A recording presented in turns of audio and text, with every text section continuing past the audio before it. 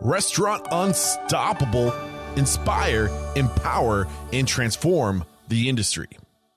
So it's funny because I think it's weird like how life is all about like relativity for me. Like I thought that when I started learning about these things in 2010, 2012, the idea of building a list was the most important. Like it was a groundbreaking information. But the truth is like that's been common knowledge for a long time. You're only as good as the list of people, the list of contacts you have. And this goes back to when you were studying back in like 1997. Yeah. Right.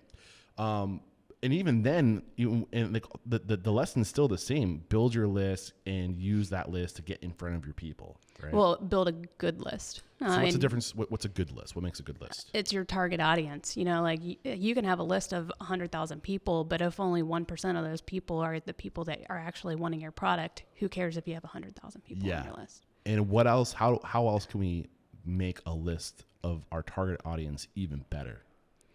I mean, for me, I actually scrub my list. You know, like what do you mean by that? I see who's opened my emails in the last 3 months, and if they don't, I just get rid of them. So you're making the list even more. Yeah, because like why would you want 100,000 people when only one? And then you're paying for those people to sit on your list. That's true. And they're clearly not the person that you're trying to talk to, or is gonna give you a return on investment or convert, from being someone on your list to being an actual customer. Yeah. And I'm so happy we're already talking about this, and I'm surprised we're talking about it so soon.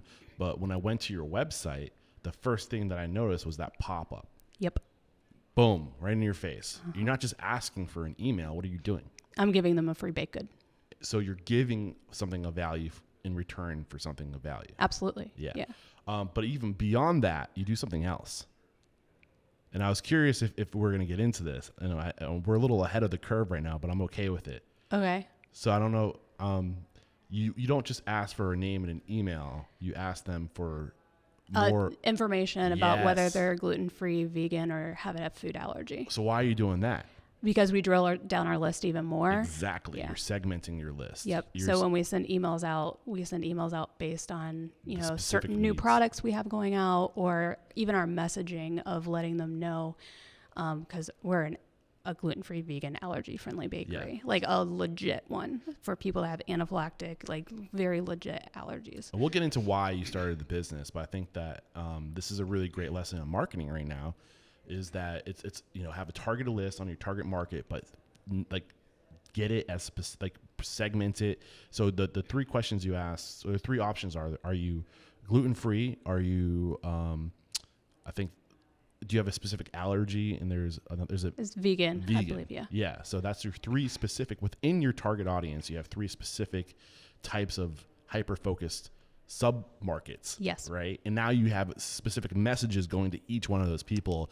And I'm sure your conversion rates are much higher than industry standard. It's a crazy conversion rate. What is it? Around 32%. That doesn't sound high at first, but average is like 25. Yeah. On a good list. Yeah. Yeah. And if you're doing 25, you're still doing good. So 32 is really good. Yeah. What about, are you using text message, SMS marketing at this point? I don't. I haven't really gotten into it. I feel it's more interruptive rather than, something that I just haven't really enjoyed getting it myself. So it's not something that I've really put into place. Yeah.